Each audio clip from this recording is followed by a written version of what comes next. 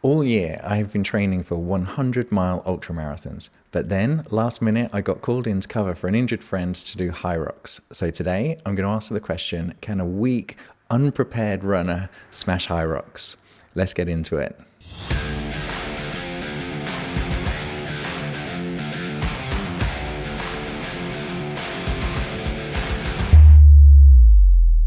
This year, the sole purpose of my training has been aimed at running 100-mile ultramarathons. My first training block started in January, aiming at a 100-miler in June.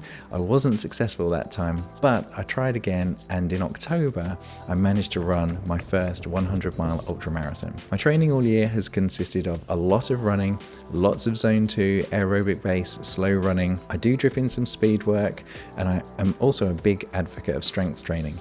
But I'm going to be honest, in the run up to the second 100, the one in October, life got busy and I began to feel very weak. Meanwhile, two good friends of mine, Kyle and Amy, have had Hyrox as their main goal. They're both really strong, they're good runners, and they've been doing lots of high intensity training in their gym that has Hyrox as a big focus. Unfortunately, poor old Kyle got injured and that's when I got roped in, but because of the timing of it in relationship to my last 100, I only had 2 weeks to train and I only actually did 3 workouts with Hyrox as a focus, where I was doing a few lunges, a bit of ski erg and a bit of high intensity stuff, trying to wake up my anaerobic system and my fast twitch fibers. This meant there was going to be a really good science experiment where we've got my body prepared for ultra running, and we've got Amy, who's just been smashing it this year, really preparing for Hyrox, and we can see how the two bodies cope. I'm assuming you know what Hyrox is if you clicked on this video, but just briefly, it's a big circuit training session involving quite a lot of running. There are 8 stations, and between each station you have to run 1 kilometer, so you end up running 8k in the whole thing. And the stations vary from things that are quite heavy, like the sled pushes and sled pulls, to things that are quite gassy, like burpee broad jumps, and then things that just really make your legs burn, like the walking lunges. When you get there, you just can't help but get swept along by the energy of the place. The running track is around the outside and it just creates this vortex of energy, while you've got the stations, people hitting things really hard, and all the spectators in the middle. So there's loads of noise, there are DJ speakers blaring from every direction, and you've got this funnel of energy just buzzing around the room. That energy continues when you get into the holding pen to begin.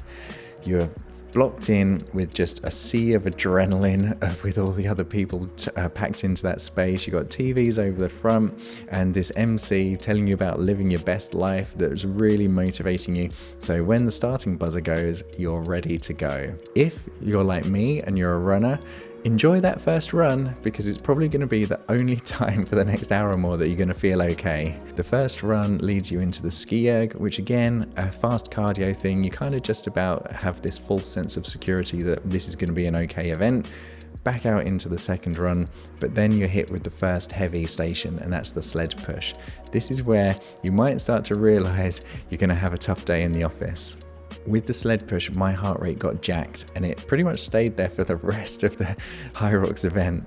My heart rate hasn't been up in zone 5 much at all in the last year. I do intervals, but not for very long, and I stayed 44 minutes in zone 5 over the whole event, and my body did not know what had hit it. After the sled push, the next station, the sled pull, that was probably the most surprising station of all for me. I hadn't actually had a chance to do a sled pull at all in the run up to this. So the first time I pulled a sled was in the warm-up zone before doing the Hyrox. I went to pull it and nothing happened. So I added a little bit more load and got the thing moving so I could do it, but that was the thing where I thought, blimey, this is actually pretty heavy. It was hard to get done, probably the hardest one of all for me, but even as a weak ultra runner, I could get it done. As with all big, long, high-intensity things, the middle is the worst. You feel like you've done a lot and you feel like you have a long way to go. But for me, there was a real turning point at station 6, and that's where you're doing the farmer's carry. That was definitely the easiest one. My heart rate dropped back down, and when you go out into the run after the farmer's carry, the end is in sight. We hit that run, it was probably the fastest run we did other than the first one. And then you've only got 2 more stations to go. They're a bit mean because the 7th station is the walking lunges. Your legs are burning as you go into the final run. You know it's your last run, but your legs don't work. And then you get back to the wall balls before running onto that finishing platform, which is just the best feeling ever. So, could a weak, unprepared ultra runner smash Hyrox? Well, not quite. What became really clear looking at how my body coped and how Amy's body coped, was that she was just so much better at recovering from the high heart rate stuff. I was kind of hoping that having a good aerobic base that I've conditioned over a long time would help me recover quickly. But what I just don't do much of in my training is really hard, really heavy, really lactic-y, really gassy things for 4 or 5 minutes and then go running. Amy has been training for exactly that situation. So when we came off all of the stations, we were back out into the running zone, she was off and I was holding on for dear life. I could keep up with her, but there is no way I would have chosen to run out at that pace. We ended up with a time of 109.28. We found that good and respectable. We had a goal of sub 110, so we're really pleased with the 109. What was interesting, I never would have chosen that pace, and that time was all down to Amy dragging me along with her faster recovery and then her motivation just to get it done. But the brilliant thing was that I could do it. So I didn't really feel like I was smashing it, but I could get through. And that's where I think Hyrox is really clever. This is an accessible event. After our run, we hang around to watch Amy's sister, who was on a bit after us. And I was just really able to soak in the whole thing. And what I loved about it was how diverse it was. You could tell there were big, heavy bodybuilders, small runners who didn't look like they had much muscle mass. There were people of all fitness levels. And it was accessible. You could get through the stations. And I think that's why it's becoming such a popular thing for people to do. So the next question, am I going to hang up my ultra shoes? Not quite. I'm glad I did it. I had loads of fun.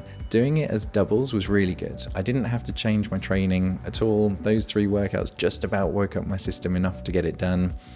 If I wanted to do the singles, I would feel like I would have to do a training block in the run up to that to really give it everything. That would be a bigger task. But to jump into a doubles, runners and weaker people can definitely get it done.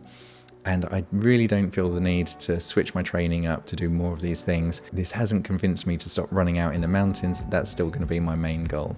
To jump into Hyrox from time to time to do as a doubles though, it is good fun and I'll probably do that again. So are you a runner and do you have Hyrox in the diary? I'd love to know down in the comments. And if you're interested in the other training I do as an ultra runner, you can watch this video here and learn more.